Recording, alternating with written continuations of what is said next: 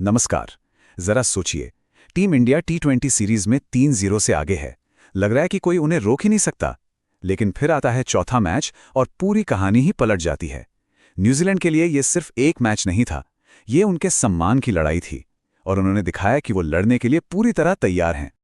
और देखिए, न्यूजीलैंड के कप्तान मिचेल सैंटनर का ये एक बयान, सच कहूं तो ये सब कुछ कह देता है। उन्होंने सीधा सीधा भारत को उसी की दवा का स्वाद चखाने का फैसला कर लिया था।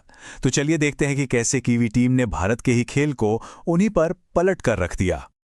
तो बात सिर्फ कहने की नहीं थी, कर दिखाने की थी। न्यूजीलैंड ने अपने कप्तान के शब्दों को हकीकत में कैसे बदला? जवाब है बल्ले से एक ऐसा जबरदस्त हमला जिसने मैच की दिशा ही तय कर दी। न्यूजीलैंड ने बोर्ड पर लगा दिए 215 रन, मतलब एक पहाड़ जैसा स्कोर। टी20 क्रिकेट में इतना बड़ा लक्ष्य ये किसी भी टीम पर जबरदस्त दबाव डाल देता है और भारत ने उस दबाव को बिल्कुल महसूस किया। इस विशाल स्कोर की नींव रखी टिम सिफेट और डेवॉन कॉनवे की ओपनिंग जोड़ी ने। सोचिए जरा, सिर्फ 8 ओवर से कुछ ज्यादा में 100 रन, ये तो बस शुरुआत थी। और फिर अंत में आकर डेरिल मिचेल ने जो तूफानी पारी खेली, उसने तो रही सही कसर भी पूरी कर दी। और देखिए, player of the match Tim Seifert ने भी साफ कर दिया कि उनकी रणनीति क्या थी। इरादा दिखाना है और शुरू से ही गेंदबाजों पर दबाव बनाना है, और उन्होंने ठीक वैसा ही किया।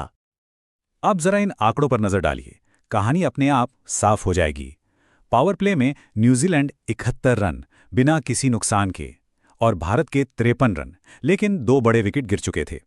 जो सैंटनर ने कहा था वो सच में मैदान पर दिख रहा था। तो अब बारी थी भारत की। 216 का बड़ा लक्ष्य और भारत का आक्रामक अंदाज। ऐसा लगा था कि एक रोमांचक मुकाबला देखने को मिलेगा, लेकिन इस बार ये जोखिम भरा अंदाज उन्हीं पर भारी पड़ गया। पारी की शुरुआत में ही विकेटों की झड़ी लग गई। पहली ही गेंद और अभिषेक शर्मा आउट। कुछ देर बाद कप्तान सूर्यकुमार यादव भी चलते बने और जब संजू सैमसन का विकेट गिरा तो ऐसा लगा कि मैच लगभग भारत के हाथ से फिसल चुका है। और संजू सैमसन की बात करें तो ये सीरीज उनके लिए बिल्कुल अच्छी नहीं रही। तेज गेंदबाजों को तो उन्होंने जैसे तैसे खेल लिया, लेकिन जैसे ही स्पिनर आए, कप्तान सैंटनर ने उन्हें क्लीन बोल्ड कर दिया। जब ऐसा लग रहा था कि अब सब कुछ खत्म हो गया है, तभी मैदान पर एक तूफान आया।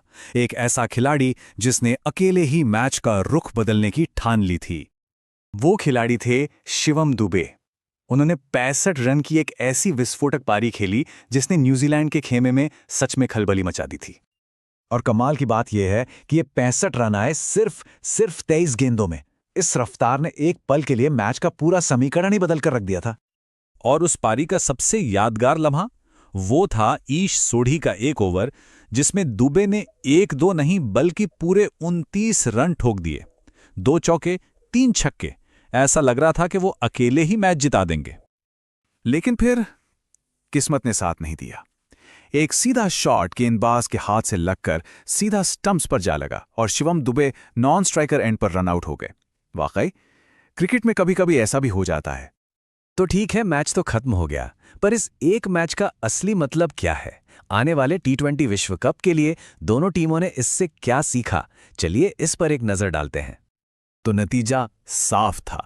न्यूजीलैंड की 50 रनों से एक बहुत बड़ी, एक जबरदस्त जीत। उन्होंने खेल के हर डिपार्टमेंट में भारत को पीछे छोड़ दिया। तो इससे सीखने को क्या मिला? पहली बात, न्यूजीलैंड को जबरदस्त आत्मविश्वास मिला। दूसरी, भारत को एक सबक मिला कि सिर्फ आक्रामक खेलना ही हमेशा काम नहीं आता। शिवम दुबे ने विश्व कप टीम के लिए अपना दावा और मजबूत कर लिया है, जबकि संजू सैमसन की फॉर्म अब एक बड़ी चिंता का विषय बन गई है। तो अब सबसे बड़ा सवाल यही उठता है, क्या ये न्यूजीलैंड के लिए सिर्फ एक सांत्वना जीत थी, या फिर वर्ल्ड कप से ठीक पहले उन्होंने दुनिया को भारत जैसी मजबूत टीम को हराने का एक नया फॉर्मूला दे दिया है? आने वाले समय में इसका असर देखना वाकई दिलचस्प होगा।